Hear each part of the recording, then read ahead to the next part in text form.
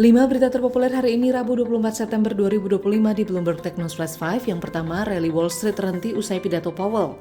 Rally pasar saham Amerika Serikat atau Wall Street yang memecahkan rekor terhenti pada Selasa 23 September 2025 usai Gubernur The Fed, Jerome Powell, tidak memberi sinyal adanya pemangkasan suku bunga di Oktober mendatang.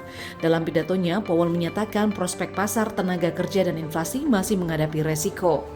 Namun sejumlah pejabat The Fed lain menunjukkan dissenting opinion seperti Michelle Bowman menilai perlu penurunan suku bunga karena pelemahan pasar tenaga kerja. Indeks S&P 500 ditutup menurun 0,6% di New York, sementara indeks Nasdaq 100 yang syarat saham teknologi melemah 0,7% dengan sebagian besar anggota Magnificent Seven mencatat penurunan.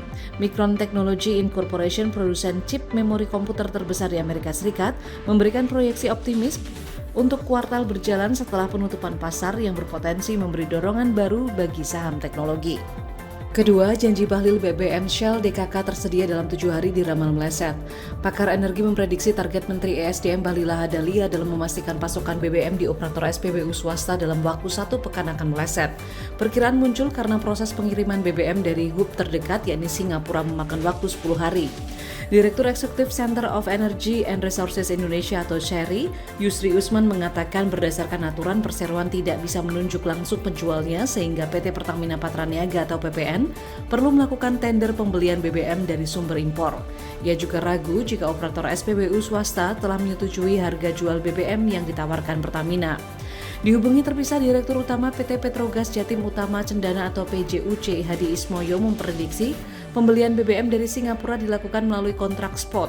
Harga kontrak spot sangat fluktuatif 10% atau 20% lebih mahal dari harga kontrak jangka panjang. Ketiga, ASII masuk bisnis industrial logistik cari sumber cuan baru. PT Astra International Tbk atau ASII memperluas portofolio bisnisnya ke sektor industrial dan logistik. Ekspansi ini dilakukan melalui bisnis properti dengan mengakuisisi sejumlah aset gudang industri atau industrial warehouse, strategi yang diharapkan menjadi sumber pertumbuhan baru bagi grup ke depan. Astra pun telah menandatangani conditional share sales dan purchase agreement untuk mengakuisisi mayoritas saham PT Mega Manunggal Property Tbk atau MMLP, perusahaan yang bergerak di bidang pergudangan dan logistik. Hingga 2025, Astra telah masuk ke berbagai lini bisnis termasuk bidang infrastruktur dengan kenaikan laba bersih 38% menjadi 636 miliar rupiah. Kemudian bisnis properti, Astra meraih laba bersih 110 miliar rupiah naik 17%. Sementara sektor teknologi informasi tumbuh 30% menjadi 82 miliar rupiah. Tak hanya itu, sejak 2021 Astra juga merambah bisnis kesehatan dengan investasi ke Halodoc, Rumah Sakit Hertologi, dan Rumah Sakit Hermina.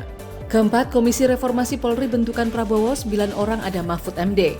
Menteri Sekretaris Negara Prasetyo Hadi mengatakan Presiden Prabowo Subianto akan mengumumkan penetapan Komisi Reformasi Kepolisian. Hadi menambahkan tim ini berisi 9 orang dari berbagai latar belakang mulai dari mantan Kapolri dan mantan Menteri Koordinator Bidang Politik Hukum dan Keamanan Mahfud MD. Tim ini akan berbeda dari tim reformasi kepolisian yang dibentuk Kapolri Jenderal Listio Sigit di internal Polri. Meski demikian, ia tetap mengapresiasi tim reformasi internal bentukan Kapolri yang beranggotakan 52 orang tersebut. Dihubungi secara terpisah, Mahfud MD membenarkan informasi dan menyatakan bersedia bergabung dalam tim. Mahfud mengaku ditemui Sekretaris Kabinet Teddy Wijaya pada 15 September 2025 di Yogyakarta. Kelima, banjir uang mulai terasa, bisakah rakyat menikmatinya? Banjir likuiditas mulai terlihat di perekonomian Indonesia pada Selasa 23 September 2025. Bank Indonesia mengumumkan uang beredar dalam arti luas atau M2 tercatat 9.657,1 triliun rupiah, tumbuh 7,6% dibandingkan periode yang sama tahun lalu.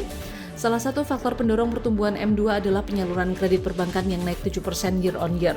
Akan tetapi perlu menjadi catatan jika menggunakan nominal PDB 2024 sebesar 22.139 triliun rupiah, maka angka M2 Agustus menghasilkan kecepatan perputaran uang dalam perekonomian atau velocity of money sebesar 2,29 kali. Velocity of money di bawah 2,65 menunjukkan perputaran uang berada di level rendah. Hal ini terkait belanja rumah tangga yang sedang lesu didorong ketersediaan lapangan kerja Agustus berada di 93,2. Indeks di bawah 100 menunjukkan konsumen yang pesimistis. Kemudian survei konsumen periode Agustus juga mengungkapkan rata-rata pendapatan untuk konsumsi atau average propensity to consume adalah 74,8%, terendah selama 3 bulan terakhir. Itu dia 5 berita terpopuler pilihan Bloomberg Technos hari ini. Ikuti terus update selanjutnya di www.bloombergtechnos.com.